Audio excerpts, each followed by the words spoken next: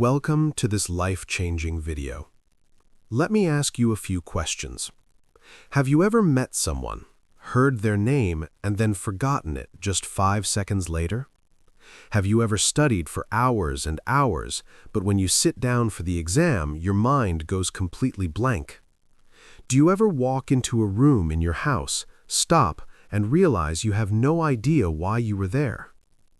If your head feels overloaded with too much information, and if you feel like you are losing your ability to remember what matters, then listen carefully. This video is not just another random list of tips. This is meant for you. This is a deep, powerful system that will help you unlock your brain, upgrade your memory, and help you remember anything you want forever. But here is the most exciting part. This video is also a powerful tool for your English. As you listen to my voice, you will learn how to use real, clear, and sophisticated English sentences. You will improve your listening skills and grow your vocabulary naturally. So, whether you want to pass your exams, remember everything you read in books, speak better English, or simply train your mind like a genius, stay with me until the very end. If you truly apply these steps, you will never forget what matters again. You will finally feel what it is like to trust your own mind. Let's begin our journey. The real reason you forget everything is not because you have a bad brain. Before you can learn how to remember everything, you must understand why you forget. Most people walk around saying things like, "I am not smart," or "My memory is weak," or "I just wasn't born with a good brain." But here is the truth. You do not have a weak memory. You simply have an untrained memory. Think of your brain as a giant, infinite library. Every time you learn a new name, a new date, or a new English word, it is like putting a new book on a shelf. However, if you don't place that book carefully, if you don't label the book correctly, and if you never go back to check on that book, it gets lost in the noise. Information comes into your head, but it doesn't stay there because your brain doesn't know how to move it from short-term memory to long-term memory. Think of short-term memory like a whiteboard. You write something on it with a marker. It is easy to see right now, but if you don't save it, it will be wiped away. Long-term memory is like a permanent notebook. Once it is saved there, it stays forever. Most people keep everything on the whiteboard. They hear a name but never repeat it. They read a page but never connect it to an emotion. They cram for an exam for one night but never look at the material again. And because the information never moves to the permanent notebook, it disappears. If you meet a man named Jason at a party and you walk away without repeating his name, it vanishes. But if you connect his name to an image, repeat it in a sentence, and visualize his face, you build a path. Memory is not a talent you were born with. Memory is a skill you build. Here is a brutal truth. You don't have a memory problem. You have an attention problem. You cannot remember what you did not see clearly. You cannot remember what your brain never focused on in the first place. This is the foundation of everything. If you don't fix your attention, no memory trick in the world will save you. Every single day, your brain receives millions of pieces of information: sounds, colors, movements, smells, and words. If your brain tried to remember every single thing, you would go insane. So your brain chooses what to keep and what to throw away. How does it choose? It chooses based on your attention. If you focus on it, it stays. If you don't focus, it disappears as if it never existed. Think about this example. You get out of a taxi, you are tired, you are looking at your phone, you are thinking about what you want for dinner. You pay the driver and accidentally leave your bag in the back seat. 5 minutes later, you realize your bag is gone. You try to remember the car's number plate, but your brain gives you nothing. Why? Because your brain was never truly paying attention to that car. You saw it, but you didn't look at it. You heard the driver's voice, but you didn't listen. Your brain never saved the data because you never told it that the data was important. From now on, whenever you want to remember something, you must stop, pause, look, listen, say it out loud. Give it real, pure attention for just 5 seconds. Those 5 seconds are the difference between remembering for a lifetime and forgetting forever. Attention is the door. If you don't open the door, nothing gets inside. Now that you have opened the door of attention, you need to know how to store the information. Here is the secret. Your brain does not remember words, it remembers pictures. Let that sink in for a moment. If I say the word elephant, what happens in your head? You don't see the letters E-L-E-P-H-A-N-T. You see a giant gray animal with a long trunk and flapping ears. This is how your brain stores data, as images, not as text. So if you want to remember anything, a name, a fact, or a number, you must convert it into a mental picture. Words are boring to the brain. They are abstract, but images are alive. They have color, they have emotion, and they have movement. For example, if you meet a woman named Lily, don't just think Lily is her name. Imagine her hair is made of white lilies. Imagine her holding a giant bouquet of flowers and smiling. Now her name is connected to a picture. Your brain says, "Oh, that's interesting. Let's keep that." The more exaggerated or funny the image is, the stronger the memory will be. If you want to remember the word volcano, don't just think of a mountain. Imagine a giant birthday cake erupting with red-hot chocolate lava. It sounds silly, but that is exactly why it works. Memory is created when your brain says, "Whoa, that's cool, let's save that." From now on, don't just read information, see it, animate it in your head, turn ideas into pictures. When you do this, your brain stops being a leaky bucket and starts being a vault filled with unforgettable pictures. Now that you know how to turn words into pictures, let's talk about how to connect them. Here is a life-changing truth. Your brain does not like boring facts, but it loves drama. It loves characters. It loves conflict. It loves stories. If you want to remember anything in life, you must wrap it in a narrative. This is why lists do not work. Imagine someone gives you a list of 10 random items: apple, horse, jacket, candle, ice cream, cloud, socks, chair, tree, and monkey. If you try to memorize this like a robot, you might remember 4 or 5. After 10 minutes, they will be gone. Why? Because a list is disconnected. Each item is floating alone in your mind with no link and no feeling. Now, let's change the method. Let's use the story method. Instead of memorizing, we create a crazy, funny movie in our heads. Imagine a giant red apple falls from the sky and hits a horse on the head. The horse screams, runs into a shop, and steals a leather jacket. He lights a candle to see in the dark, but he accidentally melts a giant ice cream cone.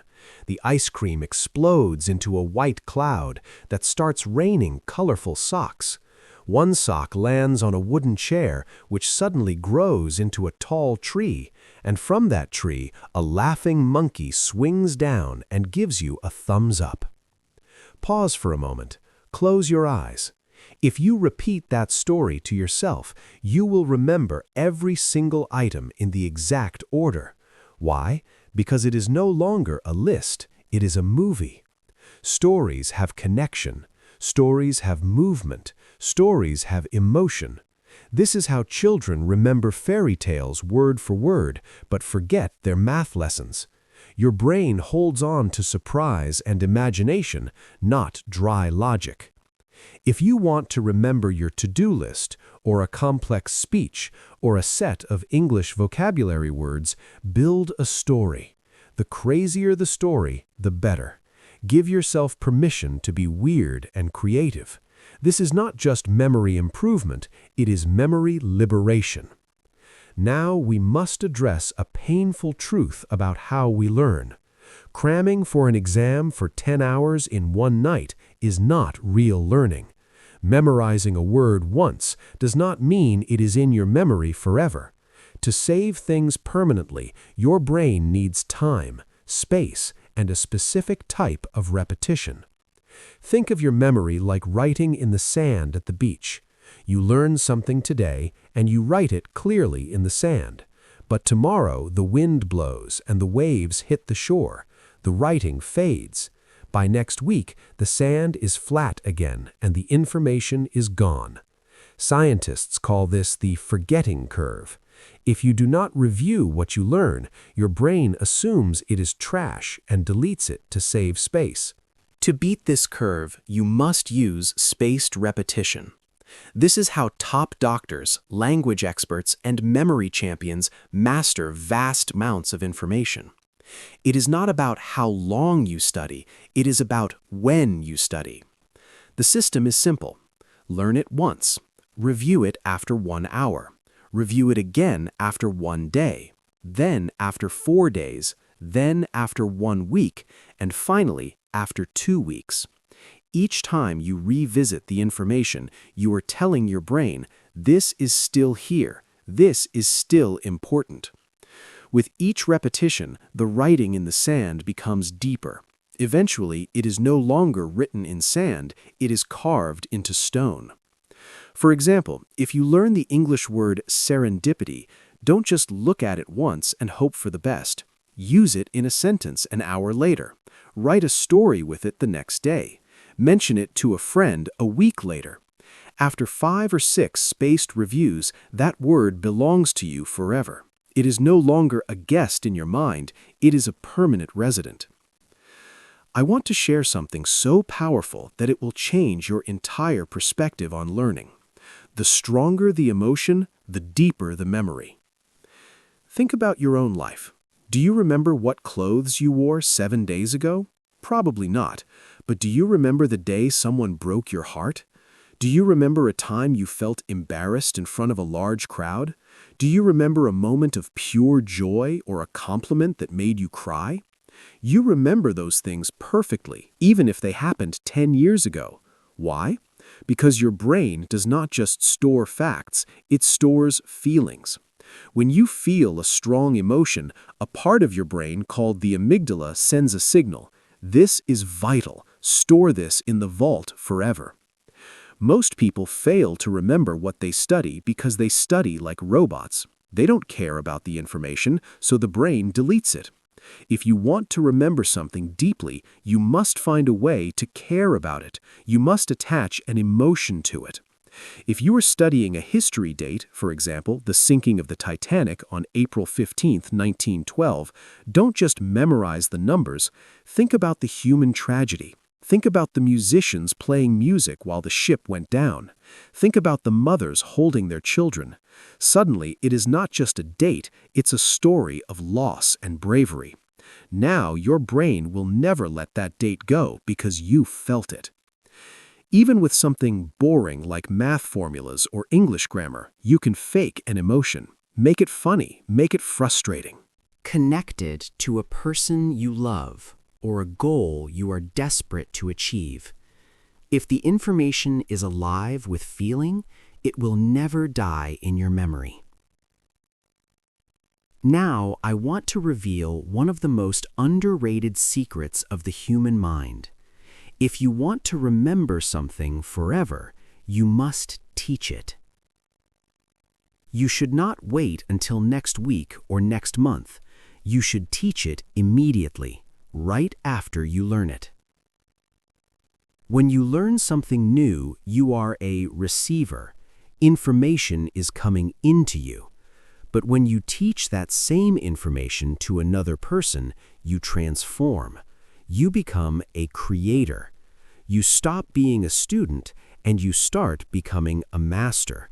This shift changes everything in your brain.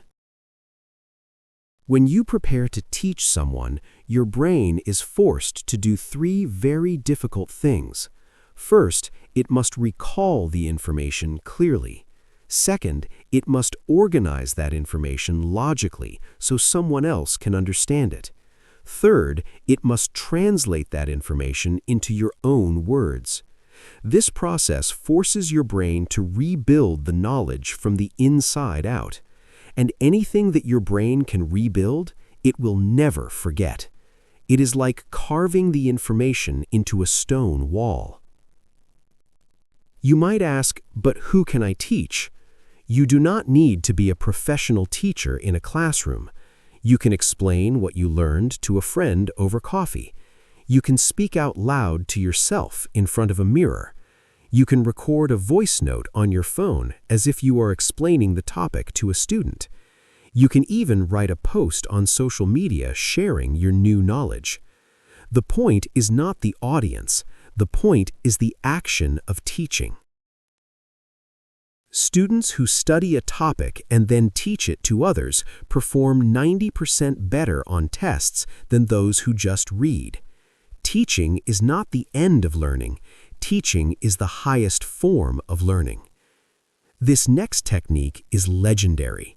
It was used by ancient Greek philosophers, and it is used today by world record memory champions. It is a method so powerful that people use it to memorize the order of thousands of random numbers or entire decks of playing cards. It is called the Mind Palace. Your brain has a natural biological superpower. It is incredibly good at remembering locations. Think about it. You can probably remember the house you lived in 10 years ago. You remember the color of the walls, where the sofa was, and the smell of the kitchen. Your brain remembers places because for thousands of years, humans needed to remember where the food was and where the danger was to stay alive. A mind palace allows you to anchor information to a place you already know perfectly. Here is how you build one. Choose a place you are very familiar with, your house, your school, or your favorite park. Imagine yourself walking through this place. Let's use your house as an example. Start at the front door, then move to the living room, then the kitchen, then the bedroom. Now take the things you want to remember and place them in those rooms using the picture method we learned earlier. If you want to remember the planets in order, imagine a giant hot thermometer on your front door for Mercury. Imagine a beautiful bottle of perfume spraying a cloud in your living room for Venus. Imagine a spinning globe in your kitchen sink for Earth. And imagine red dust covering your bed for Mars. When you want to remember the planets, you don't search your brain for a list.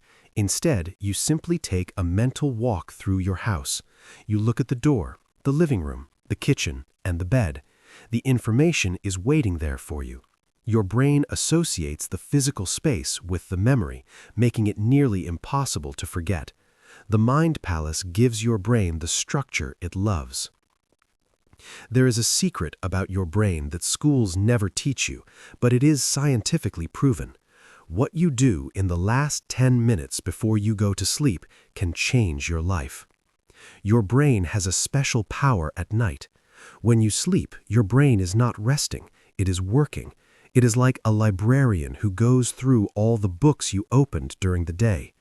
The brain looks at every piece of information and asks, should I keep this or should I delete it?